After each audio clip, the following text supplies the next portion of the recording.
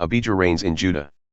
In the 18th year of King Jeroboam, Abijah began to reign over Judah. He reigned for 3 years in Jerusalem. His mother's name was Micaiah, the daughter of Uriel of Gibeah. Now there was war between Abijah and Jeroboam. Abijah went out to battle, having an army of valiant men of war, 400,000 chosen men. And Jeroboam drew up his line of battle against him with 800,000 chosen mighty warriors. Then Abijah stood up on Mount Zemaraim, that is in the hill country of Ephraim, and said, Hear me, O Jeroboam and all Israel. Ought you not to know that the Lord God of Israel gave the kingship over Israel forever to David and his sons by a covenant of salt? Yet Jeroboam the son of Nebat, a servant of Solomon the son of David, rose up and rebelled against his Lord. And certain worthless scoundrels gathered about him and defied Rehoboam the son of Solomon, when Rehoboam was young and irresolute and could not withstand them. And now you think to withstand the kingdom of the Lord in the hand of the sons of David, because you are a great multitude and have with you the golden calves that Jeroboam made you for gods.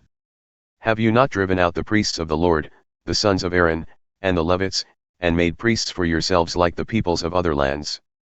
Whoever comes for ordination with a young bull or 7 rams becomes a priest of what are not gods. But as for us, the Lord is our God, and we have not forsaken him. We have priests ministering to the Lord who are sons of Aaron, and Levites for their service. They offer to the Lord every morning and every evening burnt offerings and incense of sweet spices, set out the showbread on the table of pure gold, and care for the golden lampstand that its lamps may burn every evening. For we keep the charge of the Lord our God, but you have forsaken him. Behold, God is with us at our head, and his priests with their battle trumpets to sound the call to battle against you.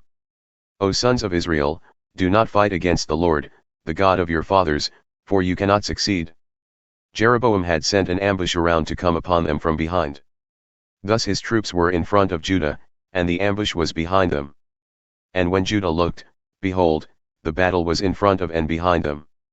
And they cried to the Lord, and the priests blew the trumpets. Then the men of Judah raised the battle shout.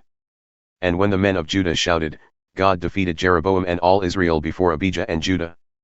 The men of Israel fled before Judah, and God gave them into their hand.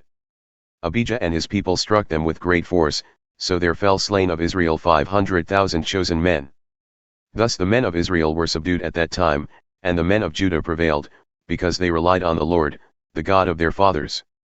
And Abijah pursued Jeroboam and took cities from him, Bethel with its villages and Shinnah with its villages and Ephraim with its villages. Jeroboam did not recover his power in the days of Abijah.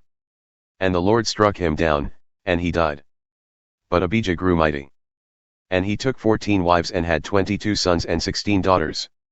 The rest of the acts of Abijah, his ways and his sayings, are written in the story of the prophet Iddo.